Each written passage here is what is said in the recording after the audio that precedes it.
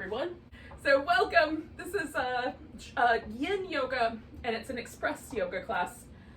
So we're going to keep it to around 30, 35, 40 minutes with Shavasana. So a little bit on the shorter side, so you have time to get other things done during the winter holiday season, particularly right now. So we're going to start with a butterfly pose, and we're going to start with a seated version. Now, for some of us, it's going to be nice to have an elevated hip. So you could put like a blanket underneath your hips. And the way that I would do that if I were you, this is, I don't know if you can see how big it is. It's not a huge blanket. It's probably would fit maybe right on the top of a double bed, but definitely not over the edges. But this blanket, if I fold it in half, once in each direction, and then I fold it in half twice in the same direction so that I have a long sort of rectangle. But that makes a really nice seat underneath your hips. Or you can do what I'm gonna do with it, which is you can roll it at this point and then slip it underneath your knees. And then it gives you a little bit of support on the thigh bone. So that's the way I'm gonna use it, but for some of us, under the hips is gonna be better. Now, if you have a much bigger blanket, I'm going to use another little blanket just for warmth, but if you have a bigger blanket, you might leave it out longer or not roll it as tight. You know, you can kind of adjust your props. So not all of us are going to have the same style blankets or the same sized pillows. So we'll just adapt based on what you've got at your house. So I have my feet together, knees are open. I'm not trying to hug my feet in tight. That's one of the things about Yin is it's a little bit, there's not, the alignment rules are not as intense because we are trying to get to the fascia layer. So we're trying to let the muscle relax and sort of let the connective tissue hang out in this shape that we're adjusting the feet into. So if it feels better to you to pull your feet in tighter, you can, but you can also leave it a little bit longer. And you're noticing, like, what does my low back feel? What is my inner thigh? What about my knees? What about my shoulders or my, neck? Like, all of those things you just notice how they feel and then add support as needed. Quite often for me, I think it's helpful to have a little place to either rest my head, and you can do, a couple of stacks of things to give yourself a little head rest. I like to do elbows and then use my hands on my forehead, just so that I can put my bones down on something, a prop or the floor, and breathe and relax my body. So the yoga poses in Yin are done at what's called the edge. And what that means is I feel something, not I almost can't stand it. Almost can't stand it is over the edge. The edge is where you just feel a little something. So I've got a little stretchy sensation on my inner thighs. I have a little stretchy sensation coming up the back here. It's a little bit into the glute, mostly in this kind of lower back between the top of my hip and my rib cage. And so I've got a sensation, something is happening. So I stop right there. And then if that sensation goes away, and sometimes it does, then I can lean a little further in or adjust the legs again. But what I don't want to experience is anything that feels like pain. So that could be a sharp shooting sensation that we normally associate with pain, but it could also be numbness or a kind of pins and needles, like your feet fall asleep kind of sensation. It could be a tingly or a buzzy sensation that feels like the nerves are being pinched. It could be a warmth, more particularly like a burning sensation in the joint. All of those are sensations that are not necessarily good. So we're avoiding numbness, tingling, burning, and then sharp shooting pain. All of those things we're avoiding. But we're kind of surfing or hanging out right on the edge of sensation, letting the body relax into this particular shape, whatever shape it is we're doing at the time. If it starts to feel too much, if we start to feel ourselves tensing up, or we get one of those sensations I mentioned, then we back off. And you can use lots of fluffy pillows and blankets to make the practice more comfortable. Okay, so hopefully all that made sense. And we've been here for a little while, so we're gonna stay for probably another 30 seconds.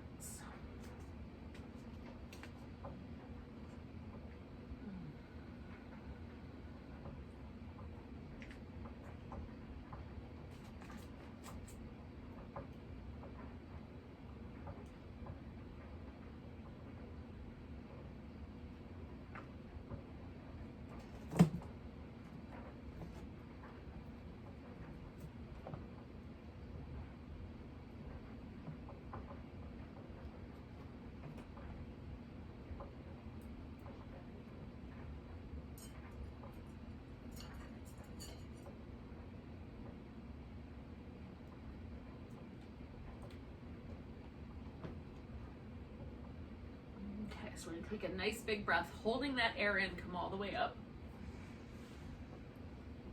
And then I'm gonna straighten out my legs, give myself a little chance to move around. Oh. Now, so the kind of general rule with Yin is find the edge, hang out there, relax, come out slow, do a little movement. Sometimes we're gonna go right in from one pose to another, but most of the time we have a few seconds to sort of move around a little bit. And I do really kind of rhythmic, smooth movements, but if you need to move in bigger ways, you absolutely can. Now we're gonna do a deer shape that's also gonna kind of maybe take us forward. So to do the deer shape, we take the legs into this arrangement where they are about 90 degrees apart. One thigh points out to the side, and then the foot and lower leg bones make a 90-degree angle at the knee, give or take. One thigh points directly forward, and then the lower leg bone makes a 90-degree angle at the knee. And that's our deer shape. It's gonna lean us kind of heavy into this front leg hip, and then we're gonna fold forward. Now, some people are gonna be really comfortable just putting their elbows on the ground. I like to use a pillow, so it's not quite as low. It helps keep me, I can breathe more easily and it feels better. And you might want like a stack of pillows. Sometimes I do 2 blocks plus a pillow. And I'm just gonna cover up my feet because they're chilly. And then we'll go from there.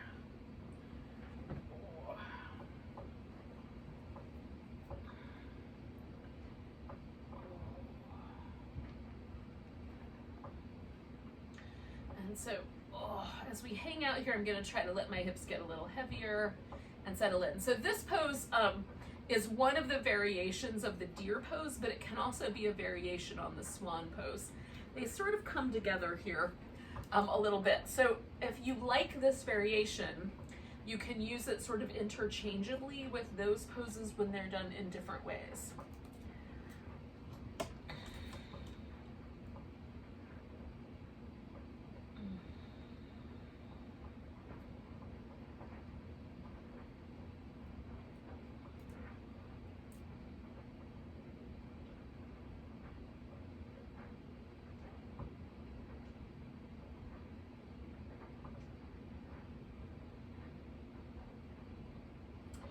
Now I'm trying to sort of notice if I have a tendency to tighten up. And sometimes when I'm in poses that are a little bit on the spicier side, they're a little more intense, I'll find like my shoulders hunching, or I'll find my jaw or my lips getting a little tight. And so I take a few moments with every yin pose, once I've settled into the pose and decided I'm not gonna move around much more, to just check in with all of those places too. Soften my face, soften my shoulders, check to make sure that I'm not gripping like in the abdominals or in the groins, and letting the pose relax.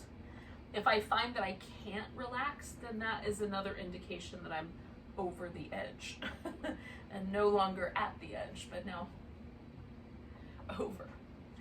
So we're gonna hold this shape for another minute.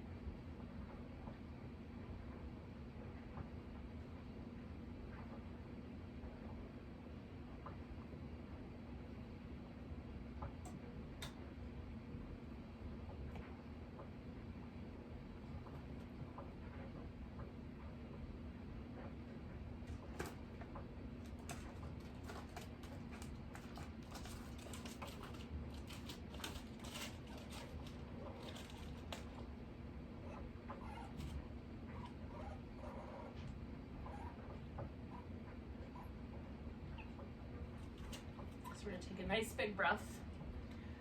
Now to come out of here, I'm gonna lift, but also lean. So I'm leaning in this direction that I sort of naturally am inclined to go in.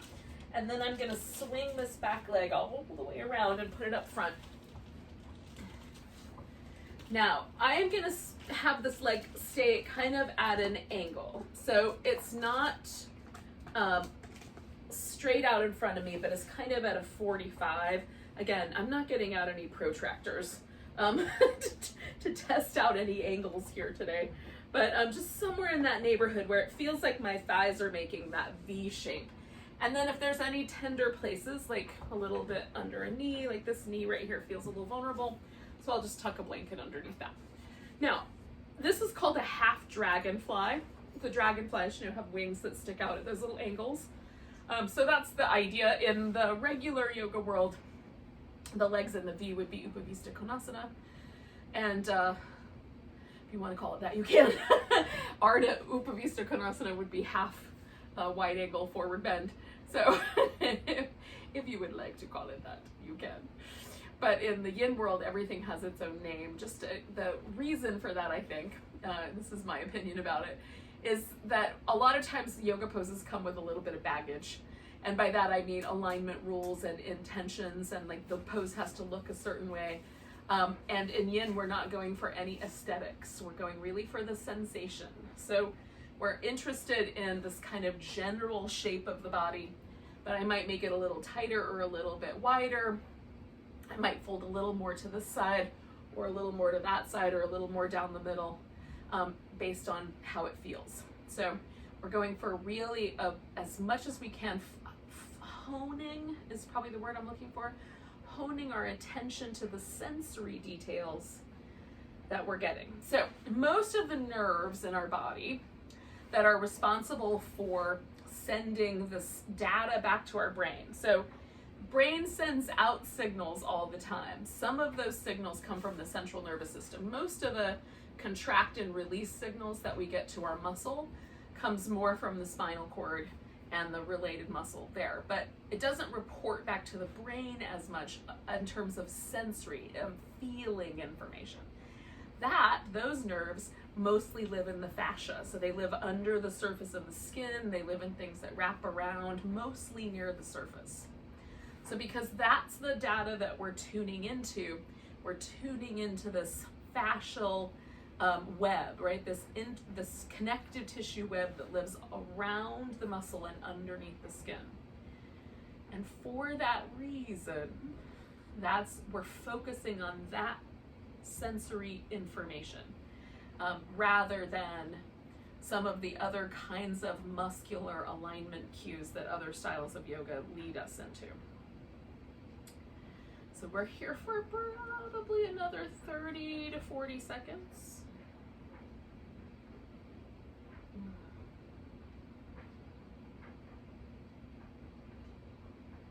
There's a kind of loop with this particular information, and it takes a little bit of time for the nervous system to receive the sensory data and then send out more motor information to the muscle to relax.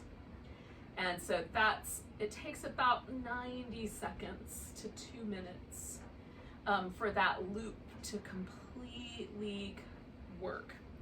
So that's why we hold the Yin poses as long as we do, at least 2 minutes, so that we give the body a chance to really send that data to the nerves to relax the muscle. We're gonna take a big breath and then come up out of this shape and then take a moment to rinse out before we do the other side. So there's like certain mechanisms in Yin. I'm trying to explain why we do it the way we do it. Holding the poses for at least 2 minutes. I like to lean into 3 or 4 usually, because there is a kind of reciprocity to the pose where when I hold it a little bit longer, I get another layer of tension released, another layer of tension released.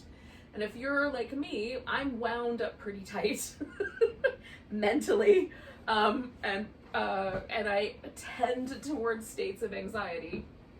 So my body has a kind of baseline of holding on to tension And the yin helps me release that tension. So it's not just physical, it's also mental. For me anyway. So, okay, I've adjusted my legs into this deer shape going the other way. Again, I'm gonna cover myself so I'm warm. It helps to have a little bit of, like, if you don't have an ambiently warm home, it's winter time here on the East Coast, so for me, it is not particularly toasty in here right now. Then having a blanket or something to keep your body temperature a little bit more even. Like, if we went deep inside of our body, we get to that 98 degrees, like way down into the middle of our torso. Near the surface, we're, closer to room temperature. So if the room temperature is a little bit on the lower side, having some blankets or something like that is helpful. Just makes it more comfortable. We're not aiming for being super steamy, but chilly is resistant. So I find if my connective tissue is super duper cold, I have a lot more resistance. So a little toasty warmth to the extremities is nice. And we're here in this deer. We're going to stay a little while. Take some nice deep breaths. Try to lean into that notion of letting go, a little bit more surrender, feeling the sort of soft, almost welcoming nature of yin. Like yin is a little bit welcomes us into relaxing. How's that? Oh.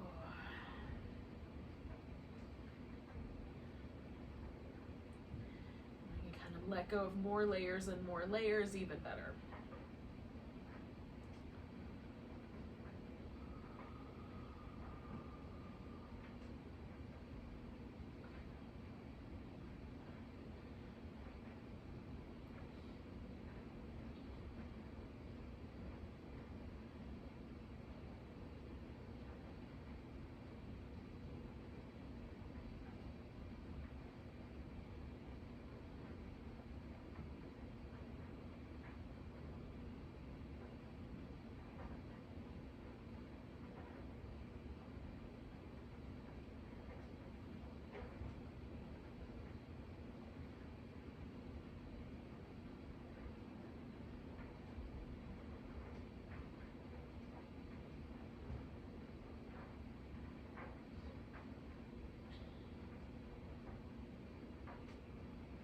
I'm going to stay on this guy for about another 30 seconds or so.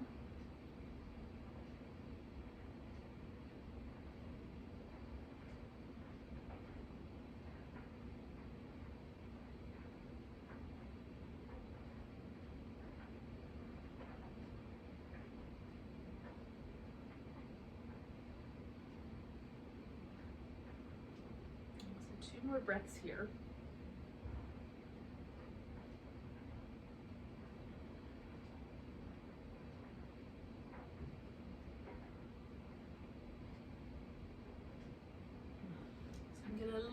Into this front leg hip, bring the back leg around, and we're going to take that half dragonfly shape again. So the thighs make the V, but I've got one knee bent and one knee straight. Right. And then again, you have like a little spectrum. You can fold straight down the middle, more over toward one side, etc. So you can decide how you want that to work. If you don't want to fold at all, you can sit straight upright. All of that is going to work out for you.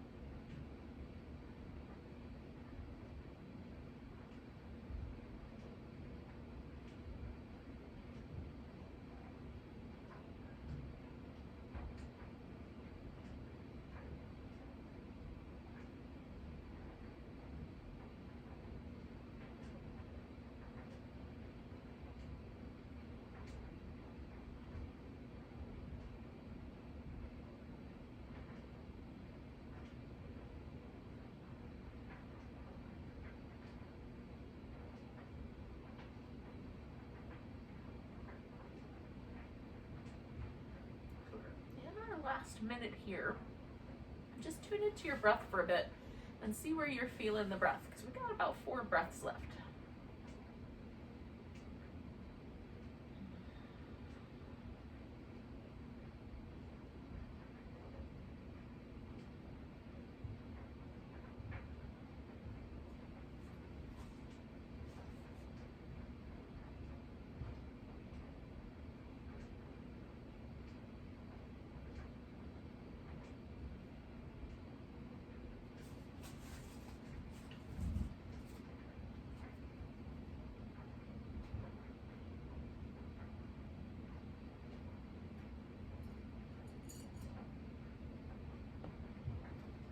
So we're going to take a nice big breath and come all the way up.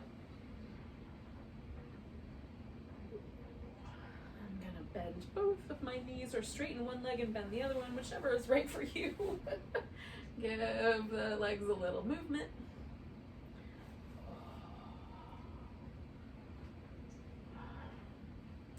All right. Now, we're going to do one more shape before we do some Shavasana. And this shape can be, you can flip yourself over and do a Sphinx instead of what we're going to do. So to do a Sphinx, you lay on your belly, prop up on your elbows. This pose is called mountain stream pose. And if you can picture like the way water in a mountain stream kind of flows up and over some rocks as it heads down, that's the notion. So you need a blanket, maybe 2 blankets, or a blanket and a pillow of some sort. So even a pillow from the bed will work really well. Just kind of wedge it up under your knees. And then you need a blanket for your upper back. So I'm gonna take this blanket that I had, and I'm gonna just fold it about 3 times, maybe it's 2.5, so that I get a blanket that's about 6 inches wide. And this one's a little on the flatter side because I folded it. If you roll it really tight, it'll be quite round, like a little Swiss roll cake. Now this is gonna go under my upper back, about level with the bottom of the shoulder blades. So if I took a line from the bottom of my breastbone, so not down here on the bottoms of the ribs, but right there at the bottom of the breastbone, and drew a line straight down, it would intersect this blanket at some point. So that's where the blanket generally goes. You'll find the right spot for you. Okay, so legs over the pillow, or whatever you're using, because you can use a big thick blanket rolled up under your legs as well if that's more convenient. And then as you lay back, you're going to try to kind of find that spot. So there's my breastbone, there's the blanket, pretty close. I need to go up just a little bit so that my shoulders will find the ground. And so everybody has slightly different length of torso and kind of different arrangement, but I want my shoulders to rest on the floor. So the bottom half of my rib cage is being held up by the blanket, and then this upper part of my ribs next to my collarbones, that's able to relax, and my shoulder blades are touching the floor. The bottom tip of my shoulder blade is on this blanket. Up here at the top, I'm pretty well on the ground. So as long as you're supported, and if you need a little extra support, you can stick another blanket or a pillow under your head or under your shoulders, just to give yourself that little extra bit. Got my hair tangled in a hair tie.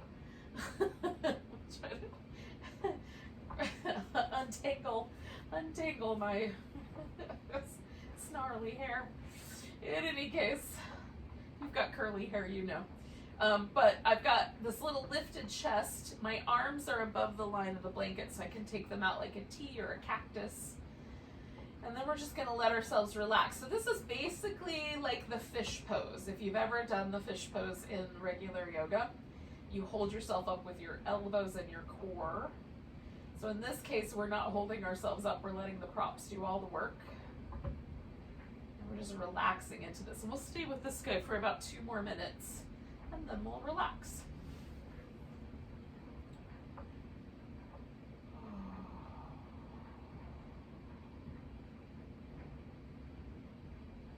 So if you can kind of feel your body, like it goes up at the thigh or the knee and comes back down, it goes up at the rib cage and comes back down, so that you can sort of maybe in your mind's eye see that water. The artsy people were there a long time ago, but that's not how your brain works. Maybe you can see it now. Oh. It's cool that we're all a little different in the way we see the world. Keeps it interesting.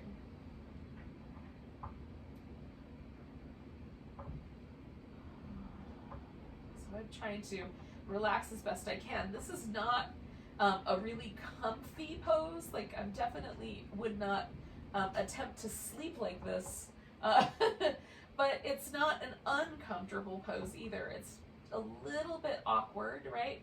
I don't have a lot of movement in my rib cage area.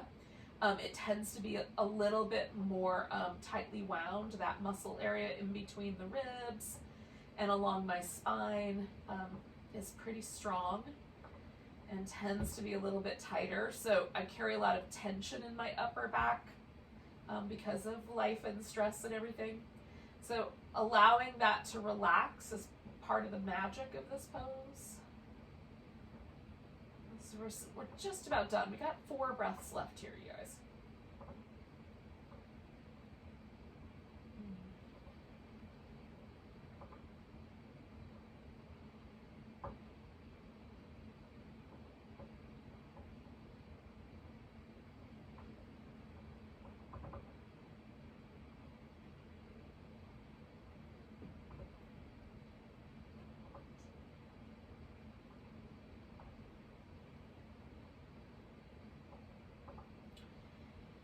Now all we have to do for Shavasana is get the blanket out from underneath our upper back. We're gonna leave the pillow or blanket under the legs. So I'm just gonna roll to my elbow, prop myself up enough that I can slide that guy out. And then when I come back onto my back, I like to put my feet on the ground for a second and just windshield wiper for a moment. Just this kind of really gentle rocking motion feels really nice.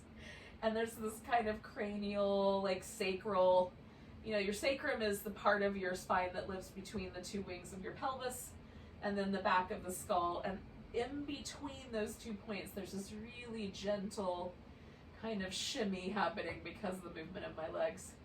That's very soothing, and I find it very relaxing. And so if that's true for you, then do that again. Or do that and see if you like it. And then you can take your blanket and cover a little bit more if you like. I'm going to cover my upper body a little bit more here. Oh. So my arms are warm. And then let yourself relax as best you can for a few moments, pretty unencumbered. We've got the little bit of support under the legs. If you don't like that, you can take it out. I find it helps my low back relax. And then just let yourself kind of tuck in. If you want, you can stretch out more like a little starfish. Like let the legs go really wide, let the arms go really wide. That's a nice shape as well.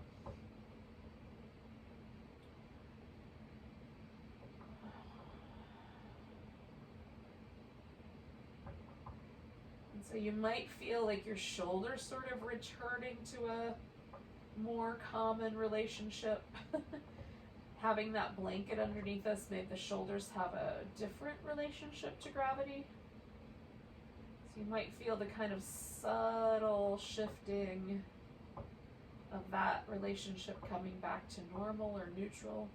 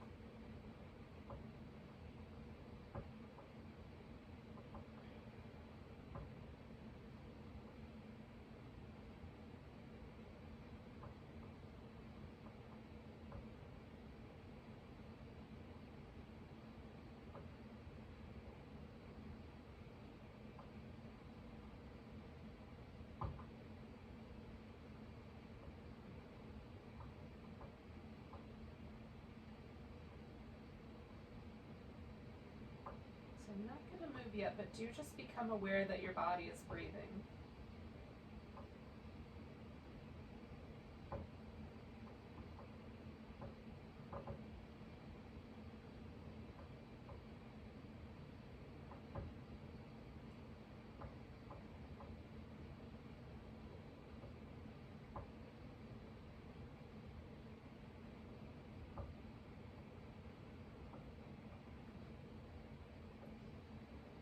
And then you're going to take a breath so deep you can feel it all the way to your toes.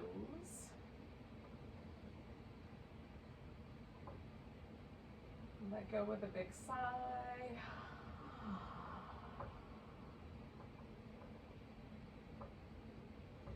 From that really relaxed body space, go ahead and do a little wiggle of your fingers and toes and stretch them apart. Give your wrist and ankles a little movement.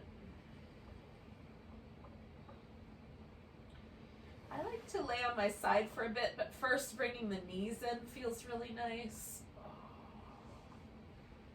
So then you can give yourself a little pillow, an arm pillow. Need a little transition space, and then sit up when you're ready.